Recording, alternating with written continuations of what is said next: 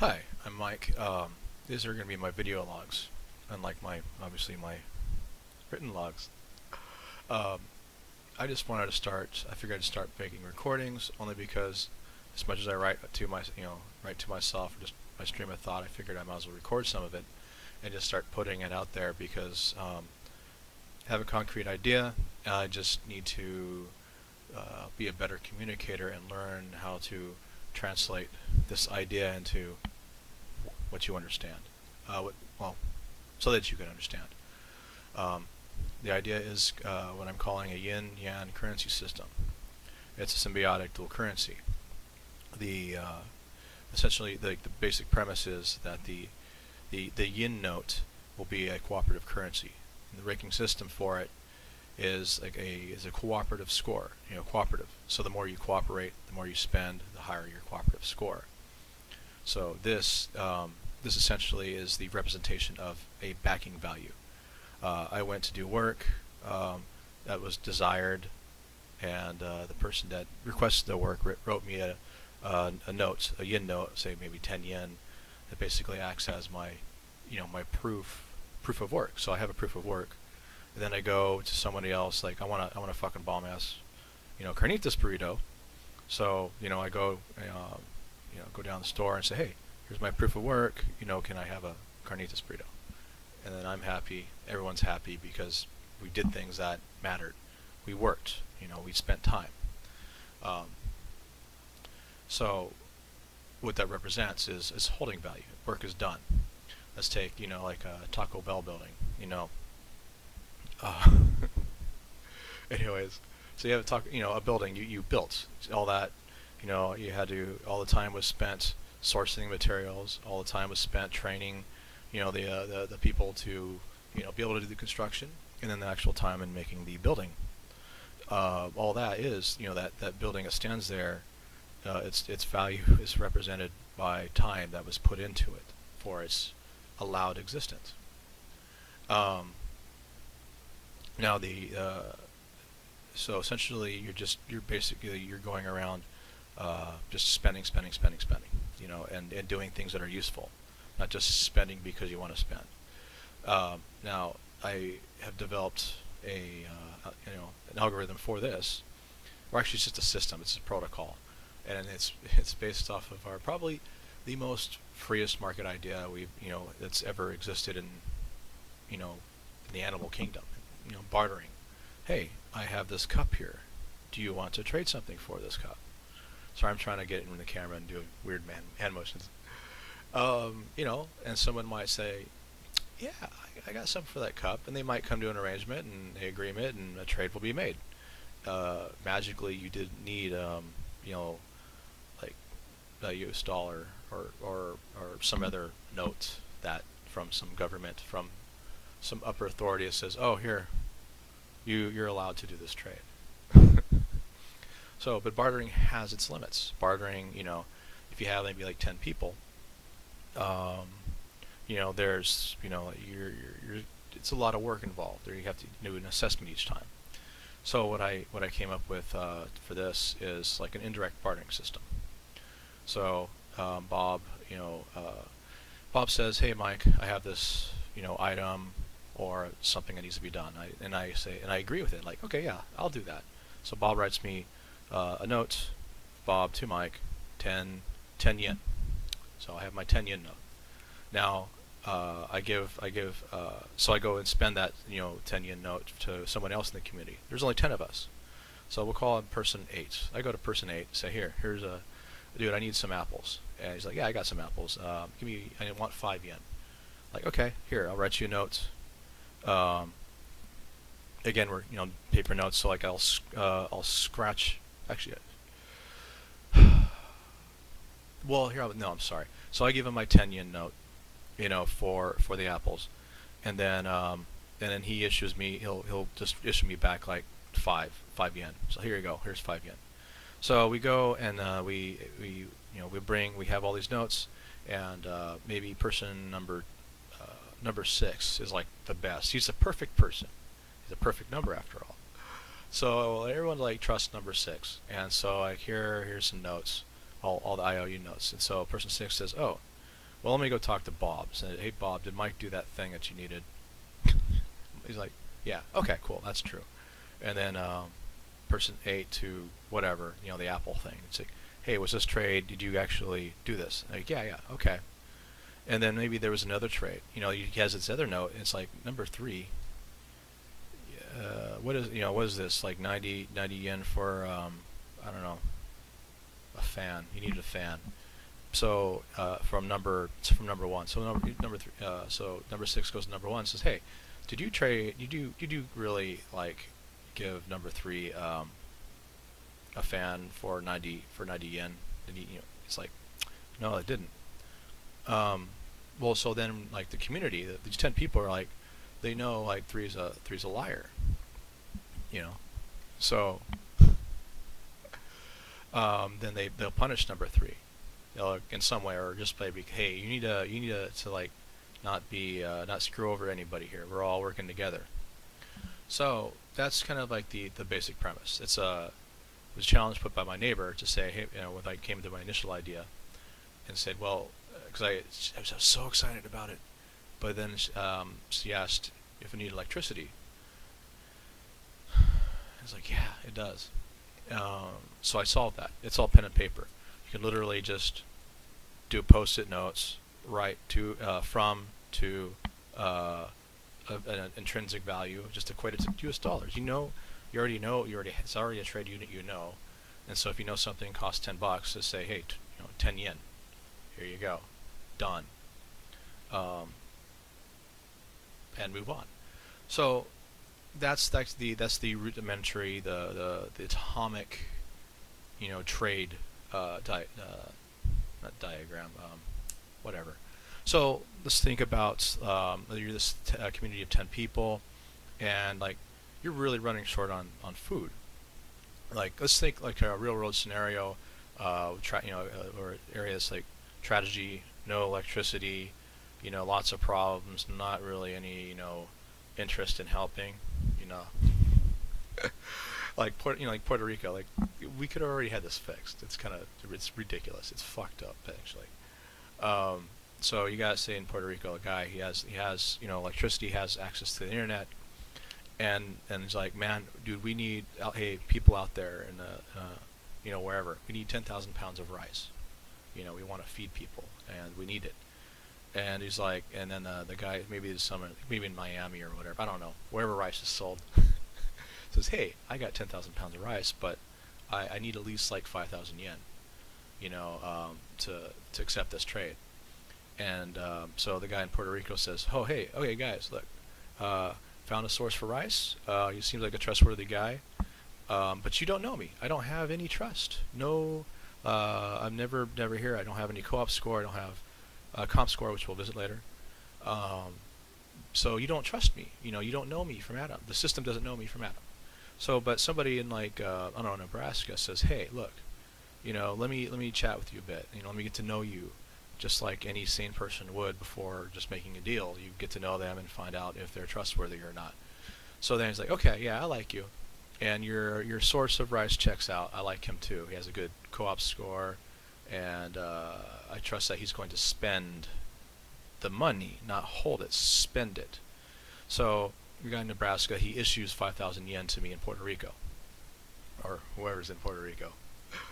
And then that person that issued the money, his co-op score drops, because it drops, however many points to issue that money, because the system is saying, I'm going to trust you less now because you made a judgment that yen currency should be made, and are paying it to somebody. You're giving it. You're granting them like that.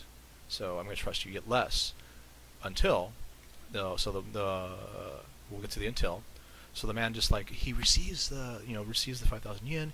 He sends it to the guy in Miami for the rice, and a separate thing, like the rice comes in, everyone gets fed. Healthy trade happened. So healthy circulation occurred. That sounds better. Occurred. And so the guy that sent the rice, he spends the 5,000 in a reasonable manner, and then eventually the notes got retired because they've had healthy circulation. And so everybody along that chain that had that note issue, their co-op score goes up. So now everyone's issue power went up because healthy circulation was done. Proof of work was completed. So that's the co-op side of things.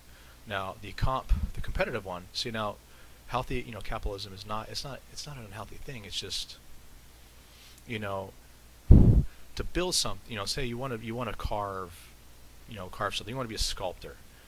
You can't sculpt from nothing. You need some kind of, say, a log of wood built. You have to build a log of wood before you can sculpt it into whatever you want this masterpiece to become. So you're always going to have to build value so that you can sculpt it into whatever it is, like a city. Could be a Taco Bell building. Could be a carnitas burrito. You know what? It could be, the building could just be like some dude playing some sweet jams up and down PB. That's all he does. But people they like it, and he says, yeah, just if you like it, I'll accept 10 note, Yin Notes, and I will spend it. So those people, they'll keep giving him the guitar guy going down the street just playing, fucking jamming out. People, if people like it, they'll issue, or if they don't like it, they won't. There's the little competitiveness and the cooperativeness. So the guy, guitar, playing the guitar, he just, he has to chill out. He has to go eat, so he goes and spends some of his Yin Notes, and just continues. Maybe he has to get some more guitar stuff, or, I don't know. Maybe he has to go to Costco and buy a big ass thing of toilet paper. Everybody has to eat, and all that other fun stuff. So, it's just healthy circulation. That's all it is. So now we have a backing value that is backed by work. It's people are doing things, so work is happening. Time's being spent wisely. Excuse me. So now what? We maybe we want to do a building. Maybe there's something that we can't, we want to sculpt, but we don't want to wait for a log of wood to grow. We need something that already has a value. It already exists. This is where the holding value is the thing that we all know and love, and that our brain is just hardwired and whipped into, this is the way of life. So you have your co-op score, and then you want to issue competitive currency. So the yan, or yin and yang, but it would be yan in this case. So you receive it. You can issue to yourself, or you can issue to somebody. We're now playing bank. So I issue principal plus interest, and there's a contract. If you meet, so if I return the principal and interest in the time agreed, then I get to keep the interest, or the person that issued it gets to keep that interest, and the principal goes poof. Welcome to Banking 101. Anyways, so you can keep doing that, and you can continually issue yourself and pay off your little issued loans and generate your nest egg, your interest, your holding value, and only sit there and keep jamming out tunes, walking down the street, playing, and people keep issuing you yin, or you issue yin. You're doing healthy circulation, keeping a system healthy, doing stuff that is requested, like all of the infrastructure work and whatever else is crumbling in the U.S. Where we have all this work that needs to be done, all this time that we needs to just be put in there, but yet we have a high unemployment rate. We have a shit ton of people standing around waiting to be able to be handed something that represents time, so that they can eat, they can sleep, they can love, they can exist. That's the whole thing. It's all it is just a clock, tick tick tick tick, and every dollar you get, it's like you add some respective time amounts to your countdown clock. So that's all it is. You're just hunting to add to that time clock so you can exist. So, not to get totally off track here. Um, so that's what we have here. We have a ranking system. The comp score represents FICO, essentially, because it means all FICO is. It's just like how well do you compete against everybody to return that to return whatever it is that you're borrowing. How that's all it is. It's like we're in the gladiator ring stabbing each other while our the people that actually understand the like John Nash theory, where we are most optimal to succeed and grow for being just cooperative. As I forget the movie, Beautiful Mind. Yeah. So like his example, his friends, where he comes as epiphany according to the movie. So him and his three buddies are in the bar, and in walk five pretty ladies, and they all they have the bombshell, the blonde in the middle, like, oh yeah, good luck, I got her, I'm gonna nail her, we're gonna get her, or however you want to put it. So, but John had, John John Nash in the film had this epiphany, like, oh, whoa, well, no, we shouldn't go for that at all. If we all go for her, we're all gonna lose, because we're all gonna compete against each other, step on each other's toes, and she's probably gonna get fed up, and say, yeah, get out of here, guys. And then we go, and then all four of them say, oh, well, we struck out with the blonde, so now let's go, hit up her friends. But nobody likes to be picked second, and that's kind of insulting. So he suggests his suggestion, or his general idea is we should all go for all her friends and not compete with each other, and then they all get laid, right? That's the probability of all getting laid. They all win.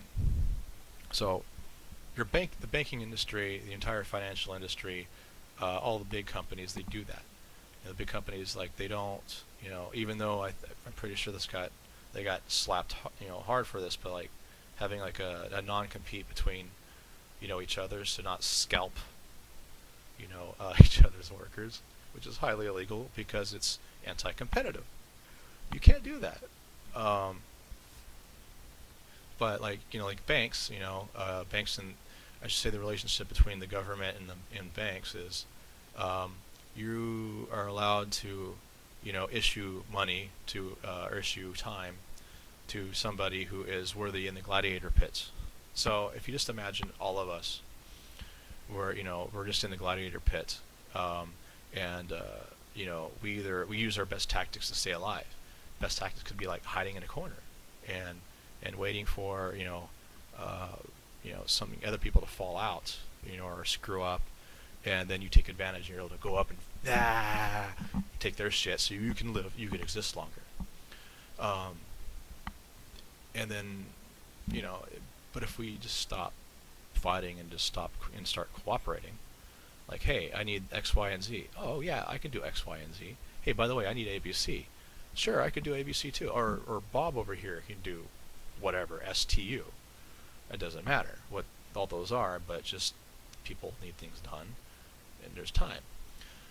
So, when I went down this about a year and a half. By the way, you need to read Future of Money by Bernard Lataire. I'm probably screwing up his name, but that's the book that got me down this road. And I got, for the longest time, I was stuck on time dollars and how to implement that as a cryptocurrency. But anyways, so this idea kind of developed. Shoot, lost my train of thought.